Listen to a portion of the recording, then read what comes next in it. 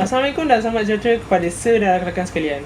Nama saya Ungku Muhammad Azia Eka bin Ungku Fatil akan membentangkan topik kajian saya iaitu mengenai definisi had thulus.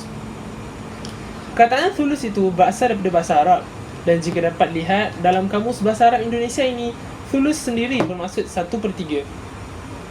Kenapa had thulus itu dikaitkan dengan 1/3? Dapat dilihat seperti dalam slide ini. Had thulus, huruf menegaknya ditulis dengan mata pen yang lebarnya menyamai 1/3 mata pen tersebut. Seperti huruf menegak iaitu huruf alif, kaf, ta dan lam. Thulus juga dikaitkan dengan 1/3 kerana pada masa dahulu had thulus ditulis dengan menggunakan 24 helaian bulu kuda. Pada masa kini had thulus ditulis dengan menggunakan mata pen yang lebarnya 2 hingga 3 mm. Seperti dapat lihat dalam slide ini, atau juga had thulus itu boleh ditulis dengan menggunakan pensel mechanical calligraphy ini, tetapi haruslah mempunyai kelebaran mata dari 2 hingga 3 mm. Sekian saja pembentangan saya mengenai topik kajian ini dan akan diteruskan oleh pembentang yang seterusnya.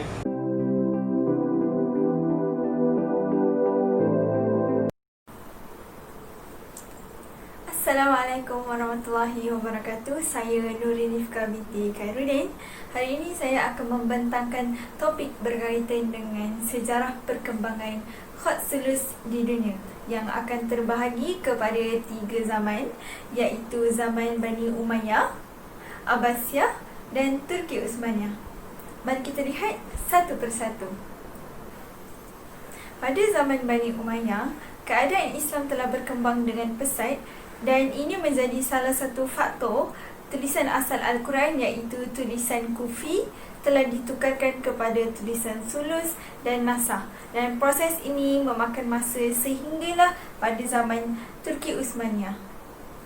Seterusnya pada zaman Bani Abbasiyah, khat thulus telah diperkembangkan semula oleh seorang kaligrafer yang terbaik pada abad itu iaitu Ibnu Muqla. Ibnu Muqla telah mengembangkan prinsip-prinsip geometris dan kaligrafi Islam sehingga munculnya gaya baru seperti Al-Aqlam As-Sittah. Kini tibalah masanya pada zaman Turki Uthmaniyah, yang mana pada zaman Turki Uthmaniyah berlakunya revolusi khat. Kesannya, tulisan khat thulus dibahagikan kepada 2, iaitu jali dan adi.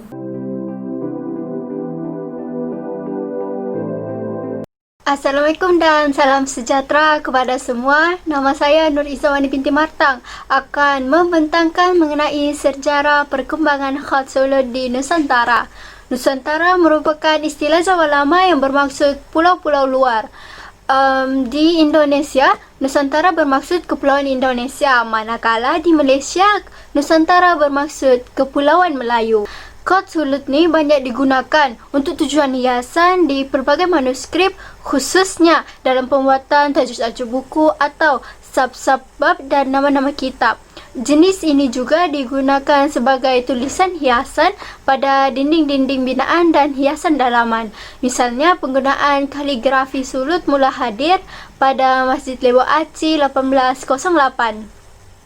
Perkembangan seterusnya apabila Masjid Kampung Tuan mula menggabungkan unsur Arabes dan kaligrafi pada bahagian atas puncak mihrab dengan ukiran kayu yang kemas. Tulisan ini telah dikembangkan sepenuhnya menjelang abad ke-9 dan menjadi sangat popular penggunaannya sebagai hiasan dan tulisan di masjid-masjid pada abad ke-10 dan ke-11. Itu sahaja daripada saya. Sekian. Terima kasih.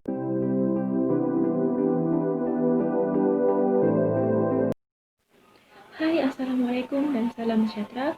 Nama saya Nur Fatina Bila binti Maksud. Saya akan menerangkan subtopik mengenai jenis-jenis khat thulus. Okey, terdapat 5 jenis khat thulus iaitu khat muhaqqaq, khat rahani, khat musalsal, khat thulus ain dan last sekali khat tumar. Okey, khat thulus juga mempunyai huruf-huruf tunggal dan huruf yang bersambung. Contoh khat thulus yang mempunyai huruf-huruf bersambung ialah huruf mim, huruf lam, huruf kaf, huruf ba, huruf jim dengan ha. Okey, saya rasa setakat itu saja mengenai jenis-jenis hot tulus. Sekian, terima kasih.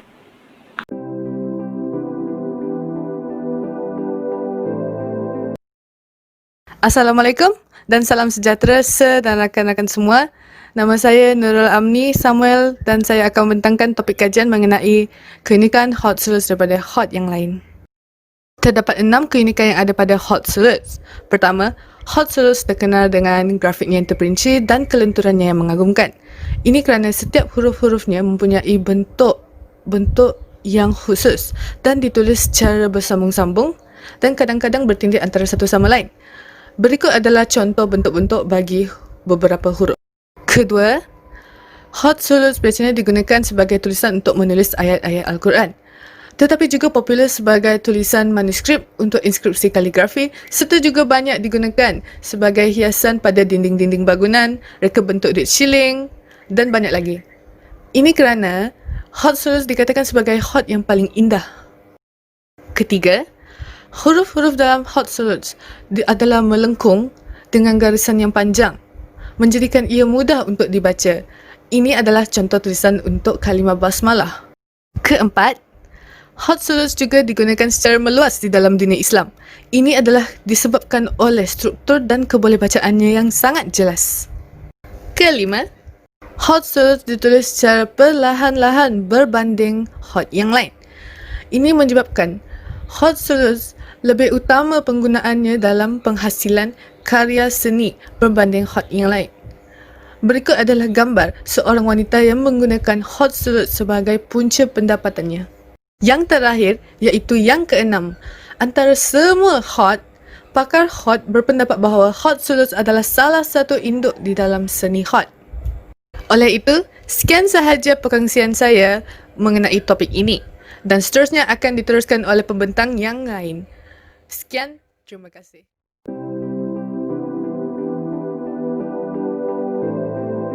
Assalamualaikum dan salam sejahtera. Saya Nurul Ain Izzati binti Masri akan membentangkan mengenai topik kajian tokoh dan karya hot sauce. Okey, so tokoh yang pertama ialah Ibnu Muqlah. Nama penuh beliau ialah Abu Ali Muhammad Ibnu Ali Ibnu Muqlah. Beliau telah dilahirkan di Baghdad, Iraq pada tahun 886 dan telah meninggal dunia pada tahun 940 Masehi. Beliau adalah salah seorang penulis kaligrafi yang tersohor dan merupakan pengasas hot sauce. Tetapi tiada karya tulis beliau yang dijumpai pada masa kini dan beliau hanya dikenali menerusi sumber lain seperti Ibnu Al-Nadim. Tokoh yang kedua ialah Ibnu Al-Bawaq. Nama penuh beliau ialah Abu Al-Hasan Ali Ibnu Hilal Ibnu Al-Bawaq. Beliau lahir pada tahun 961 Masehi di Baghdad, Iraq dan meninggal dunia pada tahun 1022 Masehi. Ibnu Al-Bawaq telah mempelajari tulisan kaligrafi daripada anak perempuan Ibnu Muqlah. Ibnu Al-Bawaq telah mencapai kemasyhuran dan dikenali dengan janggutnya yang panjang. Karya beliau boleh dijumpai di perpustakaan Chester Beatty di Dublin, Ireland. Terusnya ialah Muhammad Abdul Qadir Abdullah yang lahir di Bandar Kahirah, Mesir pada tahun 1917 Masehi. Beliau telah mencipta tarkib sulus jali yang rumit dan sangat jarang dilakukan oleh penulis yang lain. Tokoh yang terakhir ialah Yaqut Al-Mustaqsimi yang merupakan seorang mu'alaf. Nama penuh beliau ialah Abul Majid Jamal Al-Din Yaqut. Beliau telah meninggal dunia pada tahun 1298 Masehi dengan menggunakan pen bulu yang dipotong serong berbanding Ibnu Muqlah yang menggunakan pen bulu potongan lurus. Tulisan kaligrafi beliau menjadi lebih elegan dan terbentuklah satu hot sauce yang dinamakan atas nama beliau iaitu Yaquti. Serpihan kaligrafi hasil karya beliau pada abad ke-13 boleh dijumpai di United States. Halaman Al-Quran ini juga telah ditulis oleh Yaqut Al-Mustaqsimi yang bertarikh 681 Hijrah. Sekian sahaja perkongsian saya mengenai tokoh dan karya hot sauce. Sekian, terima kasih.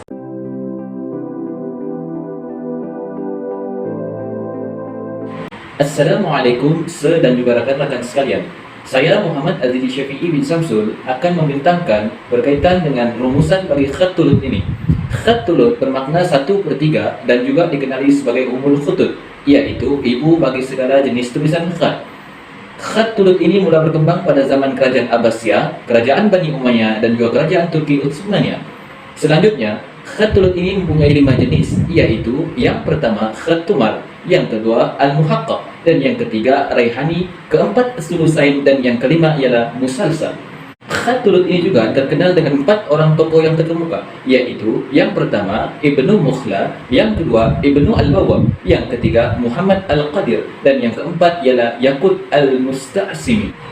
Khat tulut ini begitu dekat dengan kehidupan masyarakat kerana ianya digunakan sebagai karya yang menjadi hiasan-hiasan di bangunan-bangunan sehingga masa kini. Cara manfaat kita mempelajari seni khat ialah yang pertama, mendidik diri kita menjadi seorang yang penyabar. Hal ini bertepatan dengan konsep ketekunan dan juga kesabaran kita dalam menyusun serta menyambung huruf-huruf khat agar tidak menyalahi ciri-ciri dan konsep sesuatu khat tersebut. Selain daripada itu, khat ini juga merupakan cabang dan juga sumber ilmu pengetahuan untuk kita agar minda dan pemikiran kita ini terbuka luas mengenai ilmu khat ini. Bila mana hasil khat yang kita buat itu kita jual di pasaran-pasaran tertentu. Sekian sahaja pembintangan daripada kami berkaitan dengan khat tulut. Sekian dan terima kasih.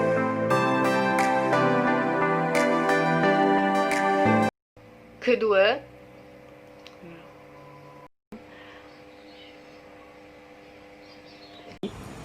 kerana maksudnya dekat sini salah. Seterusnya kita teruskan menjadi lebih besar. Seterusnya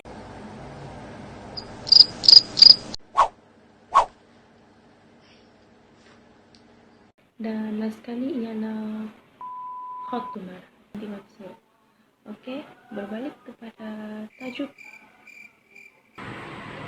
Yang merupakan satu khat Allah. Muhammad Al-Qadir. Yang ketiga Assalamualaikum. Perkembangan